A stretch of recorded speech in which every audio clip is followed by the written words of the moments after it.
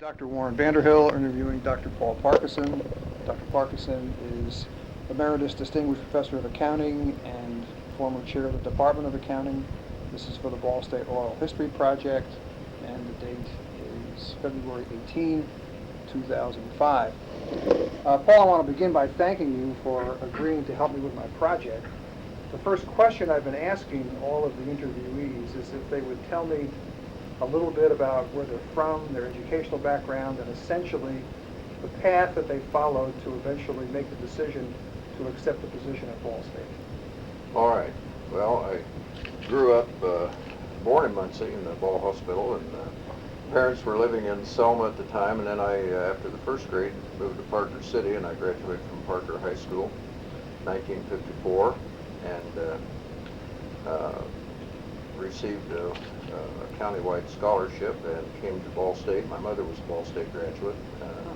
I had an aunt and an uncle who were Ball State graduates, and so I came to Ball State in the fall of '54, and at that time it was Ball State Teachers College, and majored in business. At that time it was Department of Business Education, although that was about the same time that they had introduced a business administration degree. And I wanted to study accounting, but at the urging of my mother and my aunt, who was a third grade teacher, I satisfied the requirements for a teaching license. And at that time, in 1958, when I graduated, it was an interesting time, and I've told students in recent years about it, and they look at me in disbelief. But I interviewed the accounting firms. There were about 4 accounting firms that came to Ball State. There were three national firms, and then Georgia Solid, which was basically an Indiana firm, came to interview. And '58 was a recession year, and as a result, jobs were scarce. And I interviewed, and nothing was available in Indianapolis, which was my preference at the time. And I did receive an offer from Pete Marwick in Detroit and Ernst in Cleveland, but also interviewed for some teaching jobs. Interviewed for one up at Geneva, Indiana, and then I interviewed at Warren Central. And the thing I tell my students was that the salary for teaching at Warren Central was equal or more than the accounting salaries I was receiving in Detroit and Cleveland. Well, that didn't seem to make much sense to me, so I accepted a teaching position at Warren Central in business. Ended up teaching there 5 years. I taught, and then while I was there, I came back to Ball State, got my master's. And after 3 years, they made me chair of the business department. Had 66 of us in the department. And but Bob Bell, at this time now, Bob Bell, my 2 mentors are really Bob Bell and Virgil Herring, who was headed up the accounting area, although it wasn't a department at the time. Bob Bell wouldn't leave me alone. He kept, the time I had him for my master's and finished that in '61, and he kept recommending me for college jobs and encouraging me to think in that direction. And finally, a job came up at University School in Bloomington, and he recommended me for it. And I went down for an interview with Elvin Eyster, who had been Bob's dissertation chair, and was headed Eyster, and Elvin, Elvin. And he had been Bob's and also Virgil Herring's dissertation chairman. And he talked to me about the U School job, which was heading up their business area, and you know, got to talk to him what I really want to do. And I said, well, what I really want to do, I'm not sure this is what I want to do, because what I would really like to do would be teach accounting at the college level. I said, by taking it, and you know, when people say, well, why are you in teaching and not in accounting? And I said, well, that job at Warren Central, which was an excellent school system, I said, you know, showed me I really love to teach. I mean, I really love to teach. I also love the subject matter of accounting, and I decided to put the 2 together. And so, and Elvin Eyster said, Dr. Eyster said, well, you don't really want this job. What you want to do is, because I asked him about the possibility of coming down, taking that job, and then taking courses at IU toward a doctorate. Yeah. And he said, well, that's not going to work. He said, you just want to cut the cord and come down, get into it full time, and finish and be done. And so I did. We sold our house in Indianapolis. I know some of my colleagues at Warren Central thought I was totally nuts. Because and the thing was, that was the end of my 5th year. I received tenure. Right, So right. when I received tenure, I resigned. And went to IU, and in 3 years finished. And during that time, interviewed various places. I had offers. Had offers from Maryland, Tennessee. Had a friend at Maryland. That's what I didn't want to live in that area. Interviewed and could have had a job at Northwestern. And then the oddest one, my economics professor at IU in public finance recommended me to Ohio State for a position in public finance. And I wanted to talk, but I said, no, I want accounting. I don't want to get into economics at that point. And so I didn't go interview for that. But Bob Bell and Virgil, they were talking to me, and I guess, I don't know if there was part that I really owed them a little bit. Right. But I also saw, and the other place I interviewed was Bowling Green in Ohio, which was similar to Ball State, and was a little bit ahead. Right. The business school was a little bit ahead in development from us, and so I came. I saw a great opportunity here to build a program, because I then became the first person with a doctorate in business administration and accounting, and I saw an opportunity to build something here that, if I'd gone to those other mature schools, right. I just fit in as a faculty member. So that's how I came here. This may be difficult to reflect back. That's a long time ago, Paul. But did you seriously look at those positions, particularly because you're talking about some pretty major research universities? Yes. I mean, because the life that you were going to have here at an emerging university, if you will, compared to a Tennessee or a Northwestern or Ohio State. I mean, well, those are two very different faculty lives. Yes, and Maryland, Tennessee at the time, the odd thing, in accounting, they only had one doctorate. Oh, okay. I would have been the second doctorate at Tennessee, which they then stole some from Kentucky soon after that, but they went down there. But Tennessee, although a big university, wasn't, as far as accounting, wasn't that far ahead in development. Northwestern certainly was, right. And I talked to some of the. I think the thing at Northwestern, one of the things was the salary at that time weren't much different between any of these, and I talked to some of the faculty there who were just young faculty who were on pins and needles and not getting tenure, and I didn't think I wanted to live that life. Okay. Well, so in your mind, particularly with your experience at Warren Central and you saying how much you liked to teach, I mean, it was part of the lure of coming here, building a program on one hand, but this was still, at that point in Ball State's history, a teaching institution. That's right. That's right. And that's something you really wanted to do. That's something I really want to do, and it's also guided my decisions since then on turning down various administrative positions. We'll get to that later. Okay. When you came here then, with mentors like Bob Bell and Virgil Herring, what did you think the role of a faculty member was? What were you supposed to do as a faculty member in accounting at Ball State at that point in its history? Well, at that point, Virgil was, let's see, there were 5 people in the department at that time, and one was Mrs. Studebaker, who was a temporary contract faculty. And there was Virgil, Helen Cloyd, Joe Jackson, and Arnie Almquist were the other people that were on the tenure track. And they were looking for someone to lead it. And even at that time, when I was hired, Bob Bell was looking toward accreditation. Okay. We'd just been set up as a business school the year before, in '65. I came in '66. And Bob talked to me about, we want to build a program that down the road can be accredited by AACSB.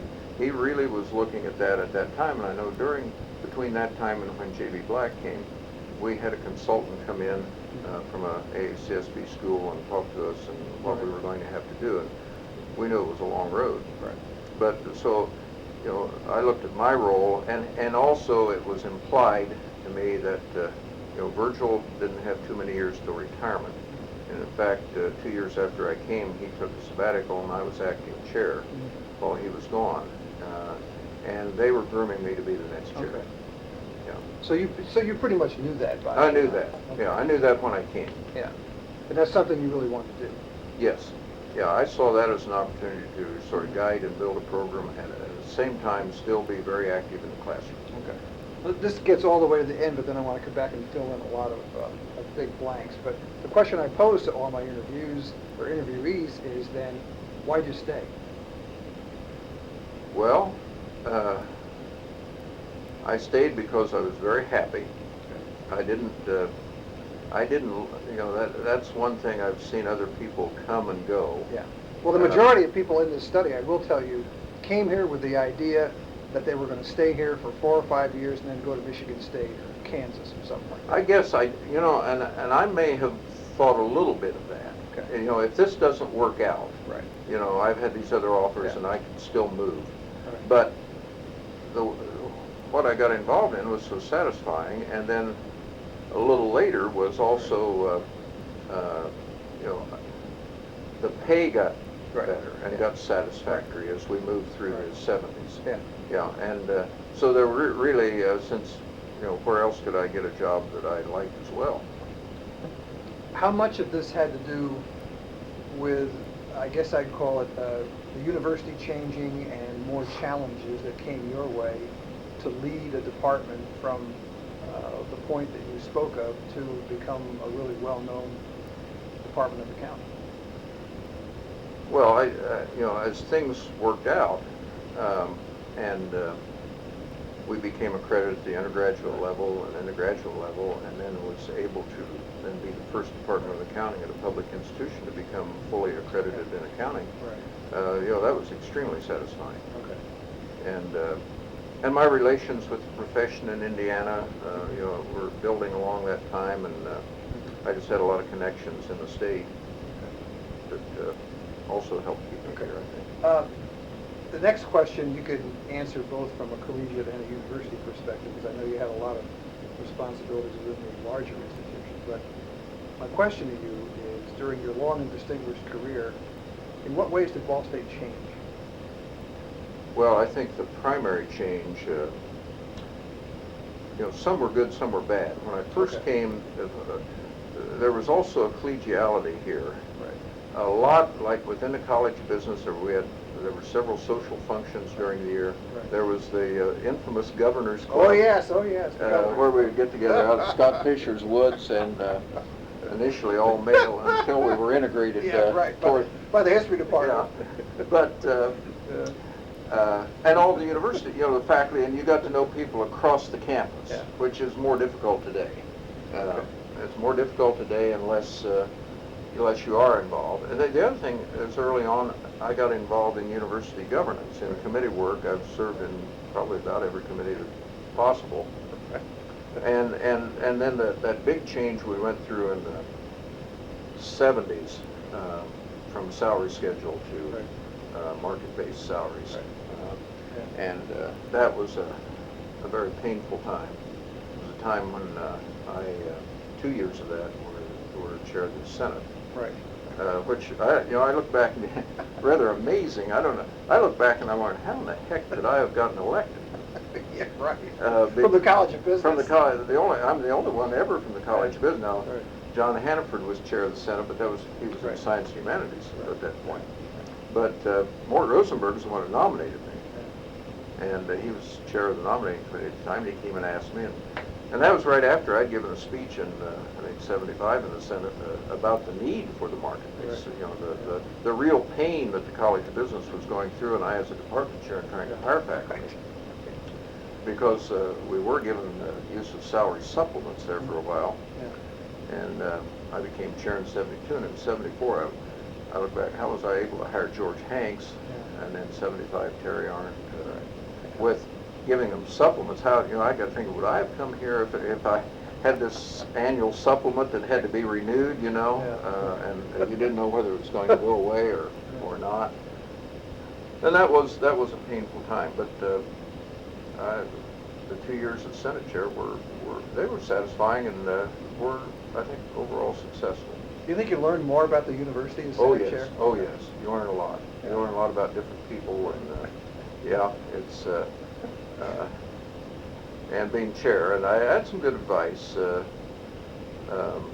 Dave Shepard and Bob Robbins were my parliamentarians, and I never got engaged in a debate at all during the time I was chair. I know Dave Shepard said, you never want to step down as chair because you lose some of your power. And he said, don't ever do that. And I was never overruled on a ruling. I was challenged by Bill Renke and several others. These names are a trip down memory lane. Oh yeah, and Carson Bennett a couple times. I remember one time I was sitting across the aisle from Carson when I was not chair, but just a senator. I think it was after that, and there was a vote by hands, and I had my hand up, looked over, and Carson had his hand up, and he looked at me, and I said, one of us is voting wrong. Well, okay, so when you think of the breaking the salary schedule, I certainly regard that as a major change. Give me your reflections on what it took to get AACSB accreditation. Well, it was probably more difficult for Ball State than for almost any other institution. Well, certainly more difficult for Ball State than any other institution in Indiana that got it, because we were bigger. And I don't know if you realize, but I know when J.B. Black was first named dean, 72, I think, 72, 73, 73, because I was chair, I became chair, so he came in 73. We were members of what AACSB called the assembly, which was all schools that were wannabes. Oh, okay. And we attended the meetings and all of that, and seminars and training sessions. And in their publication, in the magazine AACSB puts out, once a year they would list the largest business programs. And Ball State was one of the 10. We were in the 10 largest undergraduate business programs in the country for 2 or 3 years there in the 70s. Well, if at that time AACSB standards were basically inputs, library, number of volumes, and faculty with doctorates, number of publications, all the input kind of judgments. And to reach their standards, we had to hire more doctorates than, say, some schools might only have to hire 1 or 2 to meet the numbers. And since we were so large, we had to hire so many more. And particularly during the 70s when enrollments were going up. So that made it very difficult. And the first time we went up, we failed. And they came back then a year or 2 later and we made it. But the first time we failed, but that was, and J.B. blamed, if you talk to J.B. Black, he'll blame the membership of the team at the time, because we did have a substitute. A woman came from sort of a clerical worker from AACSB who filled in for a faculty member who was ill. And another, one of the industry member, at that time they had an industry member on, was Dick Ricketts, who had played basketball at Duquesne. Duquesne, yeah, sure. Yeah, he was with IBM, oh. and he came in. He was an interesting person. Famous for his exploits in my youth at Madison Square Garden. Yes, yeah. So AACSB is certainly a milestone. Well, that was a milestone. Okay. Yeah. And I think J.B. Black at the time, that's a time when a body of the faculty wanted me to become dean in 73. Right. I had just become chair in 72. Yeah. And in my judgment, I wasn't ready. And particularly with what I knew we had to accomplish, which was AACSB, I said, we need somebody to come in who has taken part in this, which J.B. had over at Wright State. Right. He had helped them, and he was the right person at the right time. Okay. So I think for the College of Business, hiring J.B. Black was a milestone, and then of course he helped us get that next big one. Think of the larger university, because I look back on the period in the early 1980s when Jim Cook was Provost and Vice President for Academic Affairs as a real sea change in the history of this institution. And yes. I guess the question I'm posing to you as a chair and a faculty member in the College of Business, how did what Jim aspired us to be teacher-scholar model, although in his case it was more scholar-teacher, I Mhm. think. But I see Jim as kind of the revolutionary of the piece. Now, he certainly had Bob saying, go get him, Bob Bell, and he Mhm. certainly had the support of the trustees, but you had to have somebody who was willing to take on what I call, when I interview teachers college people, I don't say this, the teachers college mentality that still Mhm. had a lot to do with Mhm. the fact that we really didn't have much of an orientation towards scholarly productivity. Well, yes, I never had any problem with Jim Cook. All the time my dealings I had with Jim Cook, I thought he was excellent. In fact, it was during that time that I had to fire a faculty member, and he backed us all the way in that, and it was instrumental in getting the guy out of here. Also, that was that was during that time when Jim was provost that I chaired the Science and Humanities Dean Search. Right. Oh, yeah. That was unlike anything I'd ever had to do, and I don't know if you remember the details of that, but we brought in 5 candidates. We had 24 members. At that time, the faculty handbook said you had to have 1 member from each department. We had 24 members, and I was the non-voting chair. And we brought in 5 candidates, and you want names on? Oh, well, yeah, I know some are, sure, yeah. Okay. Well, and I can't remember the guy's name. The leading candidate was a guy from Kansas, I think Kansas or Kansas State, who had been a department chair and a assistant dean up there. Yeah. We had there was a Chinese fellow, Mike Gemignani, Dwayne Diedrich, Yeah. and there was one other. Well, when we started, after we got far along in the search where we had narrowed it to these 5 people, we took a ballot, and the fellow from Kansas was clearly the leading. But you had to have 2/3 vote, which was 17, which was 17 votes. I think the most you could ever get was like 14.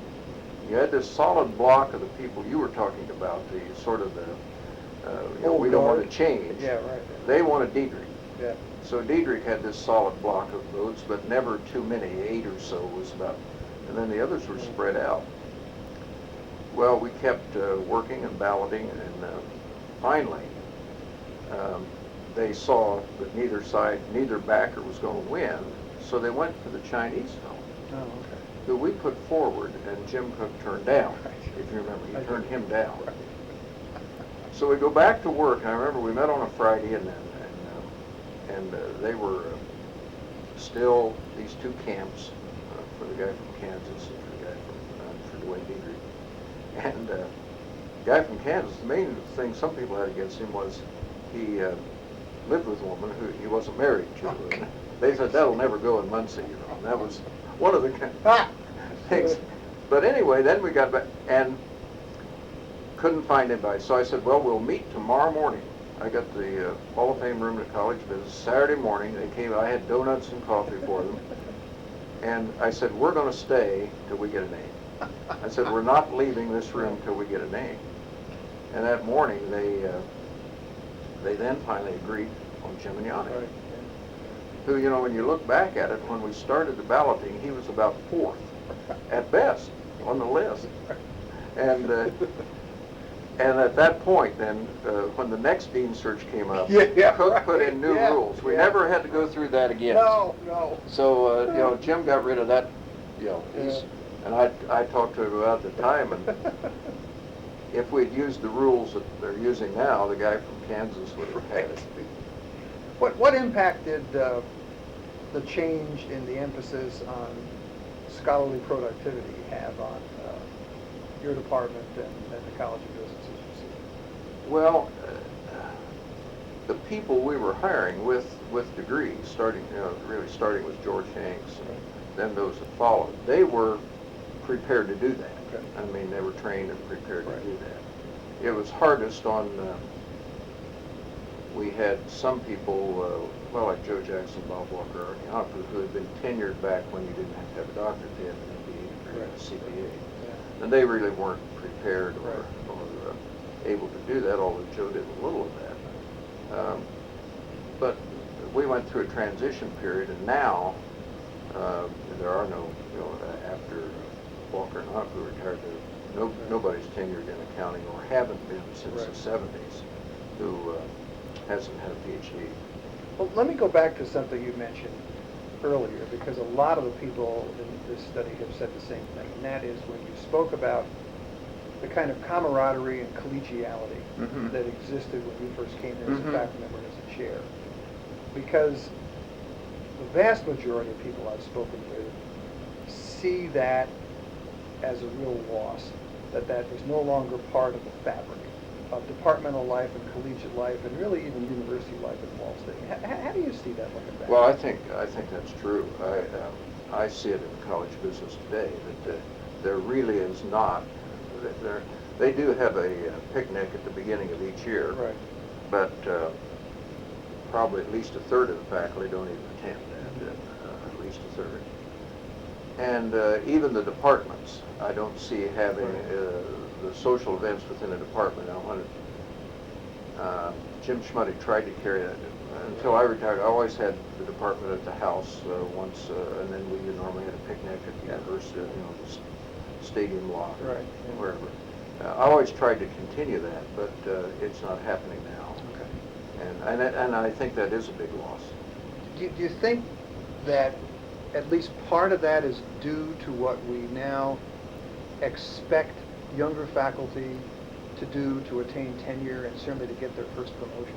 Yes, I think that's true because they've got to come in here and keep their nose to the grindstone until they get tenure. And and some administrators aren't too careful. You got to keep them off. You got to protect them at that time. You can't get them involved in university committees. Okay. I mean, when I came, immediately you get involved in 10 committees. Yeah, that's right. That's right. I know one of the, shall we say, items of contention in the college business over the years has been the student evaluation program. Mm-hmm. And as you look back as a veteran chair and faculty member, some that I've interviewed have been very critical of that. They just think that we've gone really overboard on student evaluations, and I'd like to get your perspective on how you see that. I don't see it that way at all. I think on balance, now, you'll get a skewed evaluation from time, but over time, the students have it pretty good. I mean, they're on the target. Okay. And I've seen people who were getting low evaluations then consciously work to improve them. And we had a program here for a while where to help people improve their teaching, the TIPS program. In fact, I got involved as a counselor. Teaching improvement program. I got involved in that program as a counselor and worked with a couple of different faculty that were always out of my college that I worked with. But and in my own department, I saw people improve, but over time, the students are right. Okay. Today, could someone get tenure in the Department of Accounting who was an absolutely sparkling researcher and a quite mediocre teacher? If he was a sparkling researcher and also had some service, and was probably mediocre in teaching. You said mediocre, so I mean, you have sort of a C grade. Yeah, okay. Yeah. Probably could, Okay. but there would be an emphasis on, and they would, you'd have to look at the whole thing. But if he's below average, he's not going to, if he's below average in teaching, no. Okay. Well, the point I'm trying to get at is that I've had a number of people say to me in these interviews, well, you know that at the University of Michigan, and you're in the history department, and your first couple books are just rave reviews, maybe win big national prizes and things like that, and you're really pretty bad in the classroom. Because of the reputation of that scholarship, you're probably going to get tenure. Yeah, that's true. But you don't think that we haven't moved that far? No, we haven't moved that far. Okay. No. Okay. In the aggregate, then, as you look back on the changes that have occurred during your career at Ball State, would it be fair for me to say that you see them as largely positive? Largely positive, yes, I think so. We're getting better students. Okay. The student body, I think, has improved, although we've always, and accounting is one of those departments that's always had a lot of good Yeah, students. yeah, So that's my we've point. grown Yeah. But Yeah. they're even better today, and with our master's program, which we got going the year before I retired, is doing very well now. Okay. You mentioned Virgil Herring and Bob Bell, also JB. Were there any other people, either at other institutions or here, who you would consider to be mentors or people who had a particular influence on your career? Yeah, I think, my doctoral program at Indiana, in the accounting department, Sam Frumer, You want to spell the last name? Frumer,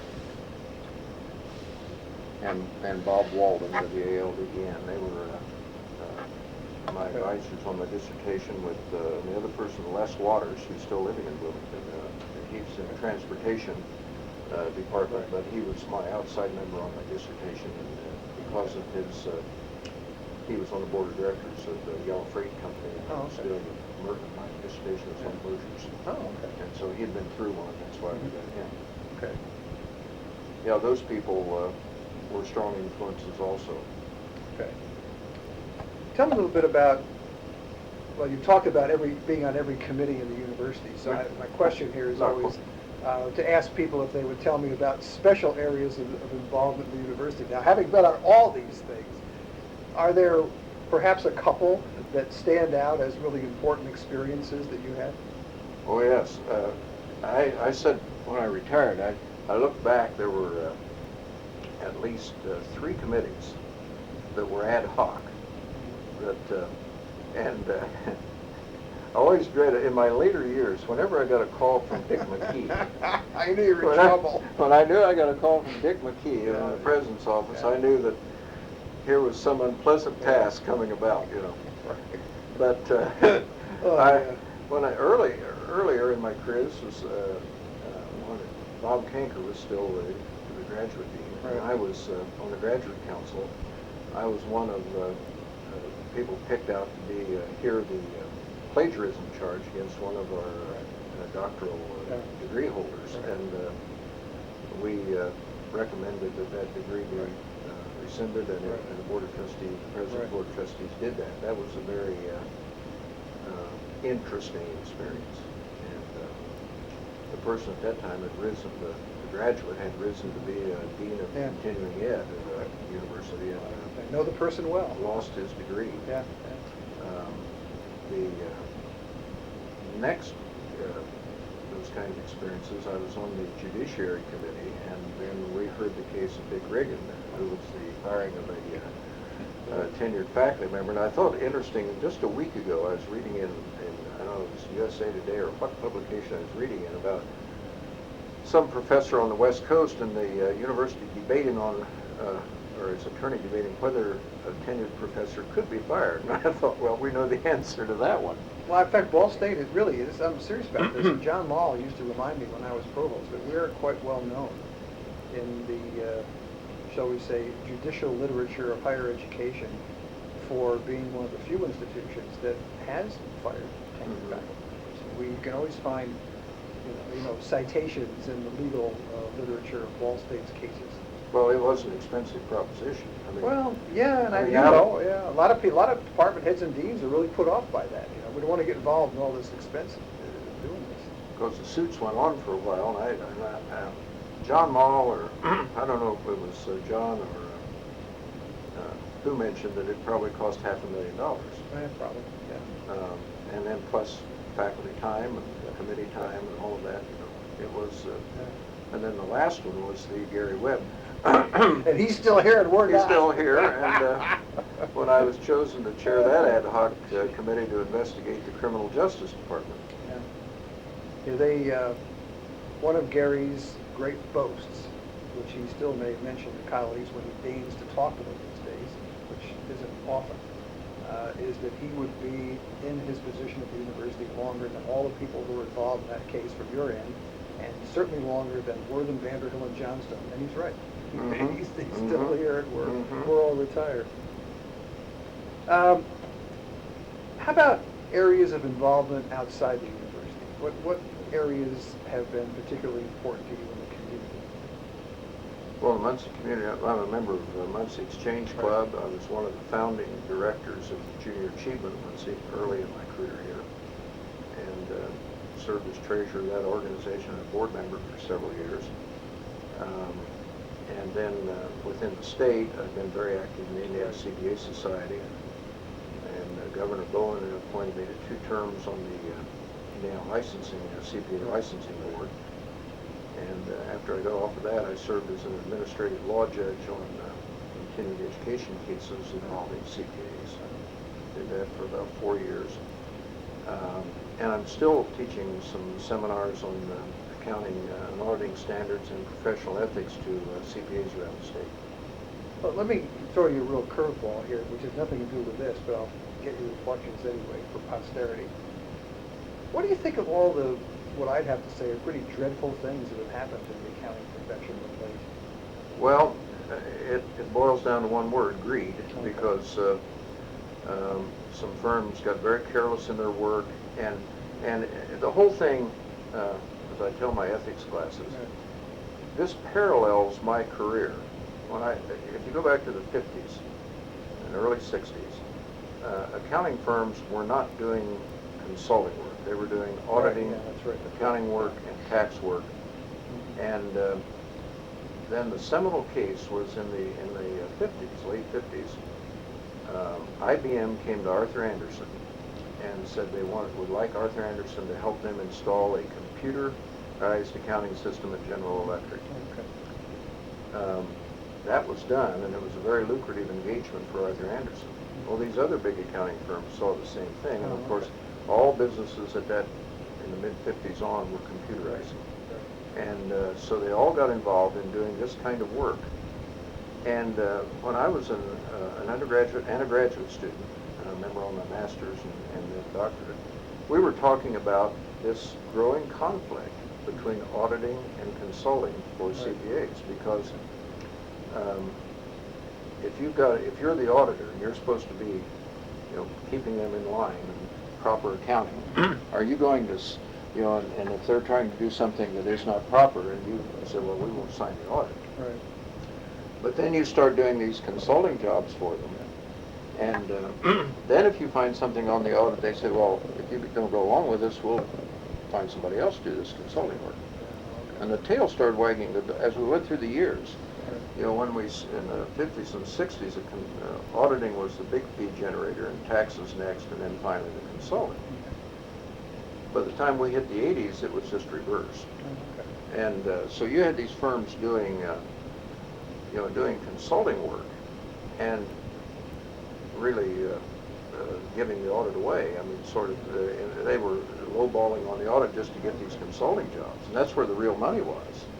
And so now, after, the profession should have, back in the 60s, if they had simply made a rule that you could not do a major consulting job for your audit clients. You could do them for somebody else's. If you're an Arthur Anderson with an audit, you could go over and consult for Pricewaterhouse clients, but not your audit clients. And that would have kept you straight on the audit. And now that's what Sarbanes-Oxley has done. Right. Yeah. That's what Sarbanes-Oxley has Well, done. while this was happening, did people like you who were professors of accounting, you knew this was happening? Well, we knew they were giving the audit away in order to get, and we were looking there, and most of us were saying that, this is going to lead us into trouble. But then the leaders of the profession were saying, oh, it's a new age. This is, and they were so greedy for those revenues that they weren't looking at the, and then it was bound to happen. It was just bound. So you really saw this as a train wreck that could. Oh yeah, occur. so it was a train wreck that could occur. Yes, definitely. And you think that was that? Well, and the other thing was that in the 90s, when we would over in the arena have our career days in the fall, when all the firms come, for the major firm, we had to tell our students, now this is an accounting firm, because they started billing themselves as professional services, the big ones, the national firm. They say Ernst & Young, professional services firm. And auditing, the 2 A words, auditing and accounting, became dirty words. They weren't using those in there. Those were old stodgy things. I never knew that. Yeah, and they started referring, and that was, we knew the end was getting near at that point.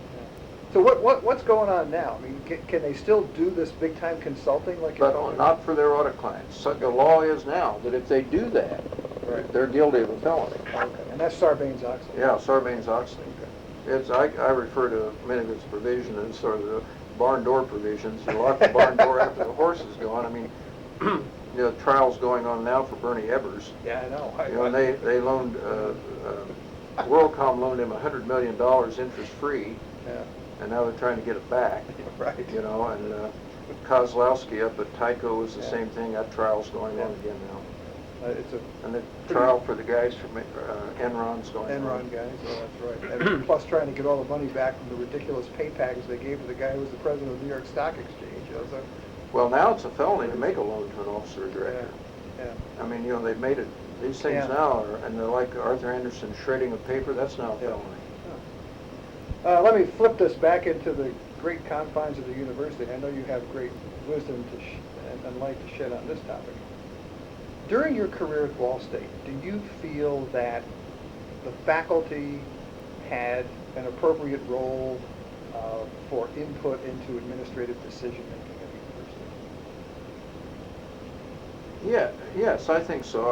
I never thought, you know, I guess over the years, if I had something to say, that people listened, you know, and of course, the Senate changed. Yeah.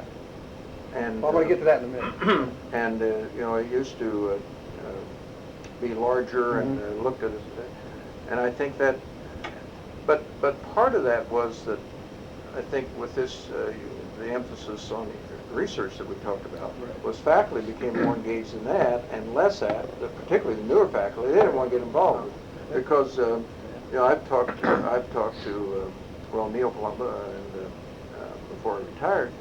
We were having a problem that the representatives at the College of Business was sending forth to the committee were the worst people in the college. I mean, they were, you know, the people who were really the good people, the producers didn't want to go.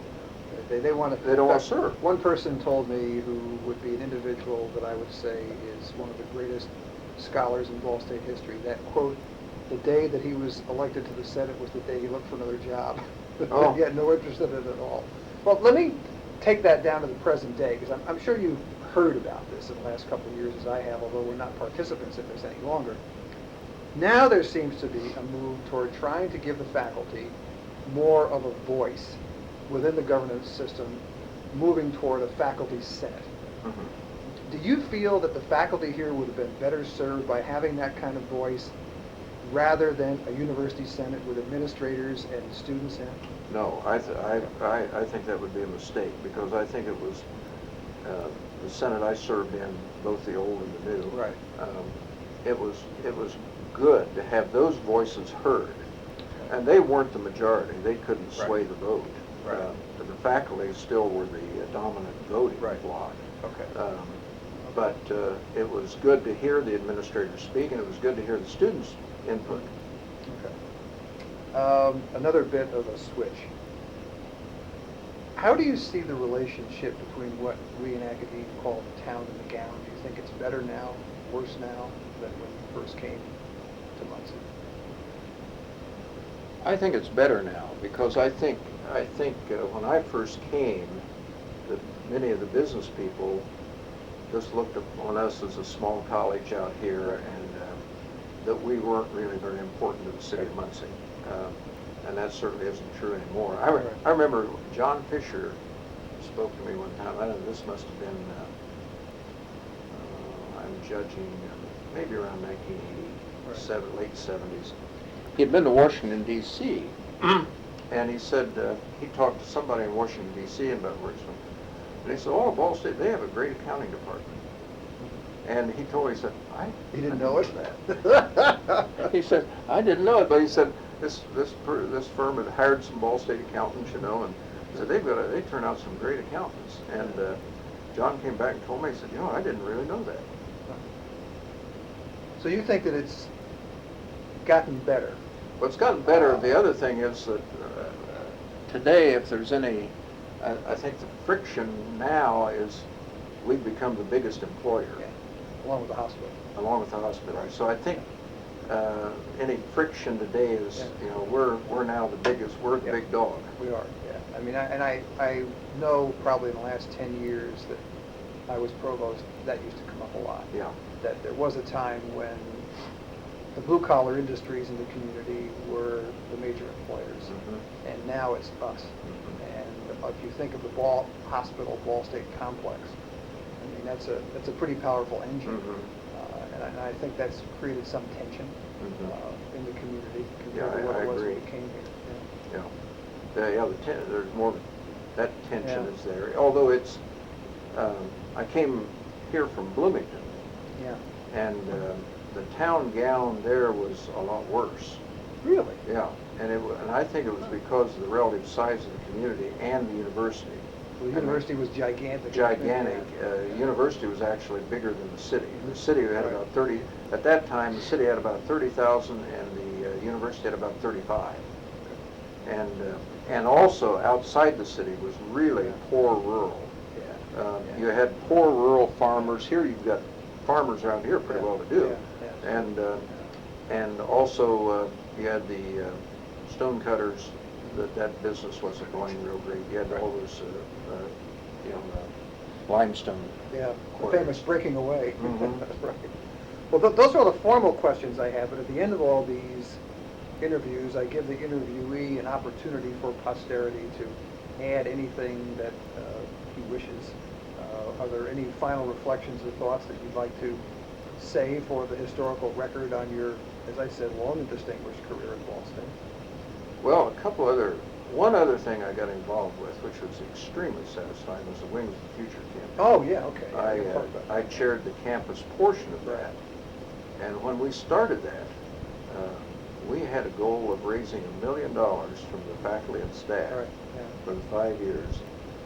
And I know at the first meeting of the steering committee, when that was shown to me, this is the goal you're supposed to reach, Yeah. you and your committee, Yeah. because we had a committee of faculty and students Right. that I was chair of. And I think the year before, that group, or the previous, it was like 300 and some thousand. So we were going to triple the level of giving. It was a stretch. Yeah, triple the level of giving. But we did have, Ed Ball Ball Foundation had pledged a 2-for-1 match. Well, we began work, and we did have a lot of good people. I can't remember the fellow's name. Ed had been president of Oh, yeah. I remember. university. He was sent here by the down south. Yeah, that's right. Yeah. in Charleston. Right. College of Charleston. College of Charleston. Right. He'd been president of College of Charleston. Jack Miller was here at the time, but he bailed out during the middle of that, and that end was picked up largely by Mark Lindenberg. I don't know if you know where Mark is today. I do. He's at the Bobby Knight Institution. He's at the Bobby in Knight Lubbock, Institution. Texas. And he said, sometime we need to sit down with you and talk about big-time athletics. Yeah, right, yeah. They know. Yeah. But, and his daughter goes to our church. His daughter, Abby, Oh. just got a master's here last year and got married. She's living in Muncie now. But, so we got to work and ended up raising $1.1 million. We held meetings all around campus, and really people, and I was really leery because this was at a time coming out of when there was some faculty friction, Oh, yeah. and with the groups we've talked about in other cases. And 1.1 million, and Ed Ball had pledged to match 2-for-1 up to $1 million. So he would give 2. Right. Well, he was the place. He tossed in another 200,000, Yeah. and so we raised 3.3 million, which really got the Wings campaign off to a good start. Because, and then one of the things we emphasized when we went around campus was, if the faculty and staff don't support this campaign, how can we go out and ask somebody else or ask a foundation? So I think that gave the rest of the campaign. That was early in the campaign, and that let the rest of them go to foundations, and our faculty and staff are supporting it to this extent. Well, that was really a pivotal change in Ball State history, and quite frankly, it's not been brought up very much by people I've interviewed, but, and you may not even know this point, the administration here did a feasibility study on whether or not we could even do this campaign, and the feasibility study said to John Worthen, you can't do it. You can't get to $44 some odd million. And John much like his decision changing from quarters to semester, he said, oh, yes, we can. Mhm. So I mean, I look upon those decisions where the faculty always said, don't change from quarters to semesters. The Senate votes were always against doing that. And finally, John said, nuts, you know. Well, we're gonna it was do one of the best things we ever Yeah, did. couldn't Going agree to more. semesters was, I was really, I was really glad when he made that decision. We'd voted on it several times, Oh, I and it know. was always Yeah. about 60-40, Yeah, about yeah, 60-40. It was 60-40, yeah. And he just decided to go, and and before, graduate programs had a heck of a time on the quarter system, Yeah. I said at one time it might be ideal to run your undergraduate on a Yeah. quarter and your graduate on semesters. That wouldn't work, of course, but, well, and that Wings campaign, Yeah. and that was also, then that's when some of my former students got together and Right. funded the professorship that I then received. Yeah. Does somebody hold that professorship now? No, and Okay. that bothers me. Okay. Uh, So it's still sitting over there It's a somewhere? sit. Okay. It's a sit. So there is an accounting distinguished professorship that currently is vacant? It's endowed. It's vacant. Oh. It's endowed and vacant. So they could hire, well, it's maybe a dumb question, but, so they could hire somebody from the outside to fill that position if they wanted They to? could. Oh. Yeah, so it's We set won't there- get into that. It's set there for 4 years now. Yeah, that's what I thought. Yeah, and Yeah. then we came to the alumni campaign. Right. So I think, yeah, the Wings campaign was really a groundbreaker because then they got the Alumni Center Yeah. and then the Above and Beyond. Above and Beyond Yeah. campaign, which, the one thing that proves that my decision to come here was right, and that proves that my decision to turn down those administrative posts, we didn't talk about that. Right, you can talk about that. Okay. Was right, was what my former students did when I retired. Yeah. They raised, I don't know what the actual figure is now, but it's $1 million Yeah. to endow scholarships in my name. And I was at a luncheon last Saturday. There were 19 Parkinson scholarships this year. Last year there were 15, and the funding hasn't all come in yet from the pledges, but the total pledges were, I think, right at $1 million or a little bit over. That's probably why you missed teaching so much the first semester you were retired. Maybe so. Well, but when that was just overwhelming. I could not. I remember somebody sent me a clipping about a Purdue professor when he retired. His students gave $100,000. Well, but here's $1 million. I mean, I just couldn't believe it. Yeah, but be fair. I mean, number one, these kids loved you. Number two, they were making money. Well, some of them, yeah. Well, and there were 5 of them that kicked in $100,000 apiece. Yeah. So they're doing okay. They're doing okay. One of them was my former student assistant. She's in California now. But along the way, I was on the. I guess one of the less successful ventures I did was the Anderson Search Committee. Yeah, I put that down as less successful. Yeah. Well, Tom, and I don't know why, I guess Jerry took a liking to me because, but I wasn't, I remember Rita Guardiola and Carson Bennett were the two that visited him. Yes, how well I remember. Tom Sargent and I visited Ron Calgard in Kansas. And that's an interesting point because Ron Calgard was our top candidate, clearly. Yeah. And had he been hired, we never would have had John Worthen. You wouldn't have had Jim Cook. You wouldn't have had me as provost. Well, Ron Calgard would have retired a year ago. Yeah. He just retired. I know I was telling you, Charlene Davis, who's down at San Antonio, Right. at Trinity, Yeah. and he just retired. So, I mean, he took Trinity over us, and he stayed there very successfully. So, had he come to Ball State, I have to believe he would have been equally successful here. Sure. And he would have just retired as president. But the players would have been different. The players would have been different. It would, it's interesting. But anyway, Anderson got it. Yeah. And that's interesting to look at. That's almost like the Gemignani kind of Sure. Search committee Right. because we had one man from Arkansas who I thought was a very good person he was 60, and a number on the committee didn't say he's too old, which average tenure 5 years. Well, we just hired a president who's 59, who'll be 60 in a month or two. That's right. And the second, or the other guy was Hope Smith, who Yeah. then went on to a successful presidency of Dothan in Maryland. Right. And But married a classmate of mine from Hope College. second wife? Yeah. Okay. Yeah. Because his wife had committed suicide before he came here. Right. And that was one, unfortunately, some people, I think, that was in their mind when they didn't want him. Right. But Anderson, after, Bob Bell resigned. Right. I do. And resigned over an ethical situation.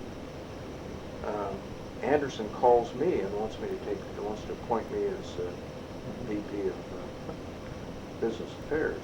And you could have been Business Affairs VP and Rita Guardiola was going to be Provost. Well, but she was second choice there. Well, no, but I mean, she was the favorite of Jerry. Well, but he called me before he called her. Oh, okay. See, I could have. So you could choose? Yeah, well, no. And so I got thinking, Bob Bell, so we had Bob and Margaret out at the house for dinner. And Bob never did tell me exactly what it was, but this is, and if it's unethical for him, it's unethical for me. I don't want to get involved in that. Yeah. And also that would have taken me completely out of the classroom. Right. Well, darn, he calls me a little bit later. Was it Norm? Who was over there then in the Provost office? Norm Norton. Yeah. And he left. Right. To become Provost at the place where John was in Pennsylvania. Well, Jerry Anderson calls me again, and he wants me to be acting Provost, interim Provost. And I said, no, I don't want to go. And then he called me and wanted, well, how would Rita Guardiola say? Well, I think she's... And how many people have heard this story? Not many. I never heard it before. No, he called me first, and then this is path-breaking information here. Well, and so I was offered that position and declined. Huh. And I had decided at that point, I don't want to get involved with him. If it had been a different person, I might have made a different decision, but I did not want to get involved with him. You never had any aspiration to be dean of the college either? I think at one point, but by the time Neil came, that I could have been dean then. Yeah. And that time I seriously looked at it. I didn't look at it seriously when the faculty wanted me to do it when my JV came. Right. When Neil came, I seriously looked at it, and at that time things were going in the direction we wanted in accounting, and I wanted to get that accreditation. I said no. Okay. And besides, I don't know if you realize at that time, I was making more than the dean. Yeah. Well, you're always making more money than anybody around here anyway. And you're making more than the Provost. And I couldn't see it financially. I couldn't see it. And I was doing what I loved to do, and that was it. And as I say, that was borne out then with what my students did, but I did the right thing. Any other final reflections, sir? No, I think that... well, this has been great. Pretty well covered. Well, I don't know what the situation going on over there now. No, we'll talk about that after I turn off the tape. Okay. Thank you very much for the interview. You're welcome.